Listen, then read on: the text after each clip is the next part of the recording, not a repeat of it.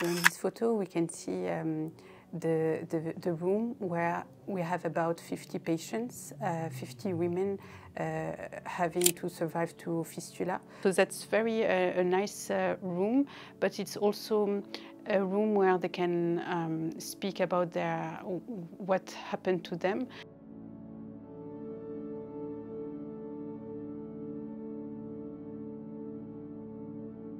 Also, I see in this picture many patients that are there for 2 to 3 months.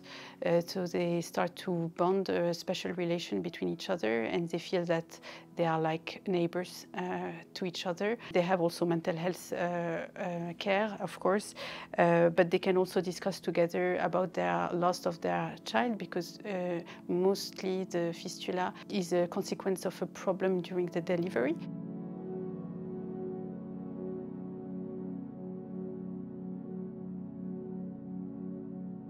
A lot of them also are divorced because of that. It's, yes, a room where you can see a lot of hope, but also they are trying as much as possible to survive to their wounds, to the loss of their child, and to the loss of their dignity. Sometimes they leave their younger children at home, so it's also difficult for them to be all alone for that amount of time, and also for them to be rehabilitated socially. Yes, on this picture we can see a midwife looking at a baby's well-being.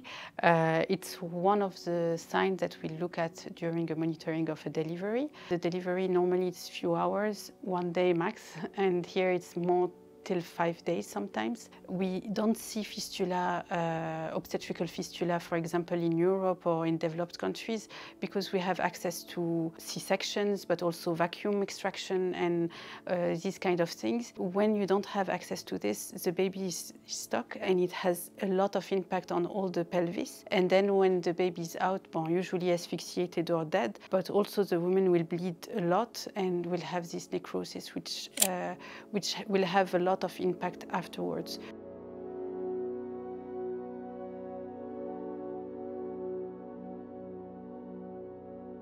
Mostly what we see is even when they walk from here to the toilets, they are leaking urine. It's the same for the stools. They are also at a very big risk for infection, for infertility because of this infection, for stigma and social problematics, but also depression and psychological troubles because of this. So mostly we see women and girls who are very young, less than 18 years old, but sometimes even less than 15 years old. Their pelvis is not developed enough for a baby, which will be at term. So it can be also twin pregnancies, but it can be also women who have many children, and just by this one, the baby goes in a position that is not suitable for delivery, and then it gets stuck.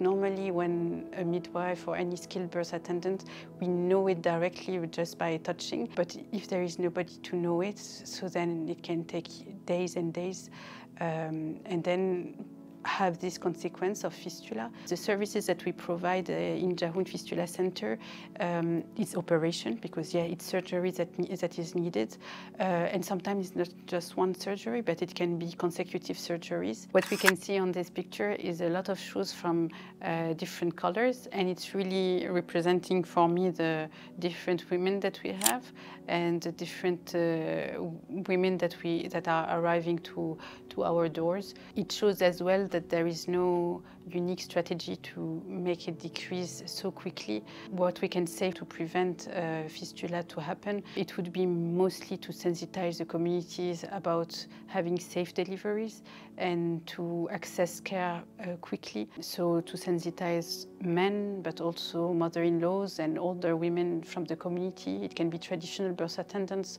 it can be religious leaders, etc. They can provide the necessary decision to seek care without any delay. The second thing is to try as much as possible to talk about it during antenatal consultation, to explain the importance of having someone skilled to be able to deliver safely, but also to have the cost of the transportation already saved somewhere in the house. That's more and more what is done, and also to have the necessary equipment and skilled people all around the Giga estate.